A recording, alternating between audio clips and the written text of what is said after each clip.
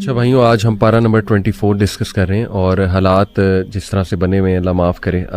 आजकल ही बड़ी डिस्कशन भी हो रही है कि क़यामत के जो साइंस हैं और फ़लस्तीन में जो मामला चल रहा है, फिर शाम में कितने अरसे से एक टर्मॉइल चल रहा है।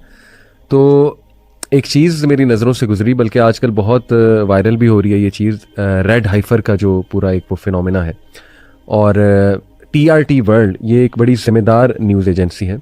उन्होंने एक वीडियो इस पे बनाई कि जो इस वक्त इज़राइल में ज़ायनिस्ट हैं, वो 5 उन्होंने रेड हाइफर जो है परचेज़ किए टेक्सास से, और वो बड़ा ना उनके 90 तुले मतलब उनके औसाफ हैं और बड़े स्पेसिफिक औसाफ हैं उनके। तो अहमद भाई, ये मैं इसलिए भी टॉपिक मेरे जहन में आया क्योंकि सूरह गाफिर की आयत नंबर 24 जो मैं आज शेयर करना चाहूँगा, पहली रिफ्लेक्शन, जिसमें अल्लाह सुब्हानहू व तआला मूसा अलैहिस्सलाम का तज़किरा करते हुए कहते हैं कि मूसा को हमने भेजा सुल्तान मुबीन के साथ, यानी कि बहुत ही क्लियर साइंस और अथॉरिटी के साथ। कहा इला फ़िरऔना व हामाना व क़ारून फ़क़ालू साहिरुन कज़्ज़ाब। फ़ैरो की तरफ, हामान की तरफ, क़ारून की तरफ, but they said he is a magician and a liar. मैं बताना ही चाह रहा हूँ अहमद भाई कि लुकिंग एट दिस आया और looking at what's happening currently, ये जो रेड हाइफर का भी है, फिर जो फ़लस्तीन में इस वक्त चल रहा है, इसमें तो कोई शक नहीं है कि उनका एक प्लान है और एक स्ट्रैटेजी है, और वो शैतानी ज़ाहिर है पूरा का पूरा एक प्लान है। और they are on their way to demolish नाउज़ बिल्लाह मस्जिद अक्सा, और उसके बाद क्या कोई वॉर स्टार्ट हो जाएगी, आर्मेगेडोन स्टार्ट हो जाएगी। तो अहमद भाई, आपने भी चूँकि रेड हाइफर इसको फॉलो किया, what do you think about this? जज़ाकल्लाह खैर अली भाई। इसमें जो मैं फैक्चुअल बातें करना चाहूँगा फर्स्ट एंड फॉरमोस्ट, और जो स्पेकुलेशन है या कंस्पिरेसी है उसको उससे हट के, यानी एब्सोल्यूट फैक्ट्स के ऊपर मबनी बातें जो कि चेक और वेरीफाई भी की जा सकती हैं। वो फैक्ट्स ये हैं कि जूइश ट्रेडिशन के अंदर जो ये रेड काफ है, बकरा है अरबी में या काओ, उसकी सिग्निफिकेंस है, और सूरह अल-बकरा में भी हमें पता लगता है कि इसकी सिग्निफिकेंस है। अब उसकी सिग्निफिकेंस एंशंट इजिप्ट से शुरू होती है, और हमारे यहाँ उलमा ने भी लिखा यह है कि जब अल्लाह सुब्हानहू व तआला ने उनको हुक्म दिया कि किसी भी तुम बकरा को, किसी भी काऊ को ज़िबा करो, तो उन्होंने सवाल पूछना शुरू कर दिया। और फिर जिस काऊ को सबसे ज़्यादा वो रिवेयर करते थे, सीक्रेट समझते थे, वही उनसे जो है ना निकलवा ली। इवन दो पहले अगर वो हुक्म मान लेते थे, कोई भी काऊ ज़िबा कर सकते थे, लेकिन जिसको सबसे ज़्यादा सीक्रेट समझते थे उसी को अल्लाह ताला ने बरामद करवा लिया। और उसकी डिस्क्रिप्शन भी कुरान के अंदर है, उसके ऊपर कोई ब्लेमिश नहीं है, यानी बिल्कुल वो प्योर है। उसका रंग जो है वो भी सैफरॉन ऑरेंजिश, रेडिश ऑरेंज रंग है। तो उसकी सिग्निफिकेंस तब भी थी बनी इसराइल में, यानी यहूदियों के यहाँ, और आज भी है।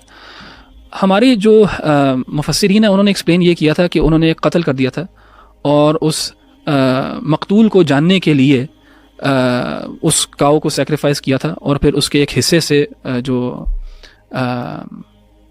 डेड बॉडी थी जिसको कत्ल किया गया था, उसको जब मारा तो वो जिंदा हो गया उससे। लेकिन जूइश ट्रेडिशन में अब इसके साथ कुछ ना कुछ प्रोफेसीज जुड़ी हुई हैं। प्रोफेसीज ये हैं कि वो बिलीव करते हैं कि ये जो ज़मीन है फ़िलिस्तीन वाली, ये इनकी ज़मीन है, और जो टेम्पल माउंट है जहाँ पे गुम्बतुस सखरा है और मस्जिद अक्सा है, दे बिलीव कि this belongs to them. And इसके ऊपर इनका एक टेम्पल था, सुलेमान अलैहिस्सलाम ने जो बनाया था, उनके नज़दीक सुलेमान अलैहिस्सलाम ने यहाँ पे एक टेम्पल बनाया था, हैकल सुलेमानी। उसको बेबीलोनियंस ने तबाह कर दिया था। उसके बाद इन्होंने दोबारा उसको खड़ा किया, और फिर टाइटस ने यानी रोमन्स ने उसको तबाह कर दिया। अब उनकी जो है ख्वाहिश, 1948 में इनके पास ये इलाका आ गया एक लिहाज से, और 1967 में टू बी स्पेसिफिक। तो अब उनकी ख्वाहिश ये है कि वो इसको इधर यहाँ पे अपना टेम्पल बनाएं, थर्ड टेम्पल, यानी सुलेमान अलैहिस्सलाम वाला टेम्पल। और मुझे याद है, बहुत पुरानी बात है, 2011 में मैंने एक डॉक्यूमेंट्री देखी थी BBC की, द फ्रैंकिनसेंस ट्रेल के नाम से। फ्रैंकिनसेंस कहते हैं बखूर को, तो उसके ऊपर डॉक्यूमेंट्री थी। तो वो एक औरत है, वो पूरा मिडल ईस्ट ट्रैवल करती है और फ्रैंकिनसेंस के बारे में बात कर रही होती है। उसमें एक बंदा था जिससे वो इंटरव्यू करती है, उस बंदे का नाम है यहूदा ग्लिक। ठीक है, ये आप सर्च भी कर सकते हैं, GLIC उसका सरनेम है। वो उसके ऊपर काम कर रहा था, थर्ड टेम्पल के ऊपर, कि इसको हमने कैसे बनाना है। और तब से खैर मुझे पता लगा था, उससे पहले से ये काम कर रहे थे। तो इन्होंने बहुत ज़्यादा काम कर लिया उसके ऊपर। सिर्फ प्रॉब्लम एक ये है कि उस जगह पे मस्जिद अक्सा है, जो मुसलमानों के यहाँ एक मुक़द्दस जगह है और थर्ड होली साइट है। एंड यहूदियों को सिर्फ प्रॉब्लम ये था कि यार इसको कराएंगे तो यार टर्मोइल होगा, पॉलिटिकल इंस्टेबिलिटी होगी, लड़ाई हो सकती है, इतनी ज़्यादा हॉस्टाइल स्टेट्स हैं हमारे इर्द गिर्द। एक लिहाज से उन्होंने सब स्टेट्स को न्यूट्रलाइज कर तो लिया। अच्छा, उनका टेम्पल बनाने में ना एक रुकावट और थी, एक तो मुसलमानों का मस्जिद अक्सा, लेकिन दूसरी रुकावट ये थी उनके यहाँ कि उस टेम्पल को बनाने के लिए उनको प्योर प्रीस्ट्स चाहिए, प्योर रैबाइज चाहिए, और वो प्योरिटी जो है वो मिल सकती है उनको रेड हाइफर के थ्रू।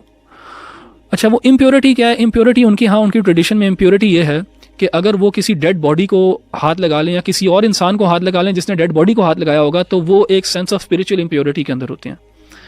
और ज़ाहिर है हर किसी ने, आपने किसी से मुसाफा किया होगा, उसने किसी ने गुस्ल दिलवाया होगा डेड बॉडी को, तो एवरी वन इज़ कंसिडर्ड कि दे आर इम्प्योर उस लिहाज से, impure to build the temple या टू एंटर द टेम्पल। तो उसको प्योरीफाई करने के लिए उनको एक रेड हाइफर चाहिए जिसको वो ज़िबा करेंगे, उसको क्रीमेट करेंगे, उसकी एशेज़ को पानी में मिला के उससे जब नहाएंगे तो वो फिर प्योरीफाई हो जाते हैं, फिर वो टेम्पल एंटर कर सकते हैं। तो ये रेड हाइफर ढूंढ रहे थे, और ये रेड हाइफर काफ़ी रेयर है बिकॉज इसके ऊपर एक बाल भी जो है वो रेड के अलावा नहीं होना चाहिए, प्योर रेड होना चाहिए ये काफ जो है। तो ये बहुत रेयर है और ये बड़े अरसे से ढूंढ रहे थे। टेक्सास से मिला। हाँ, लास्ट ईयर इनको टेक्सास से 5 मिले हैं, और ये बहुत एक सिग्निफिकेंट इवेंट है इजराइलीज़ के लिए। या सर्च भी कर सकते हैं, ये सारी फैक्चुअल बातें कर रहा हूँ मैं अभी। हाँ, फैक्ट्स में नहीं पा रही जी। ये जो आपने 1 हेयर की कहा, ये 2 हेयर्स का नहीं, उन्होंने कहा there must be not more than 2 hairs, कोई इस तरह।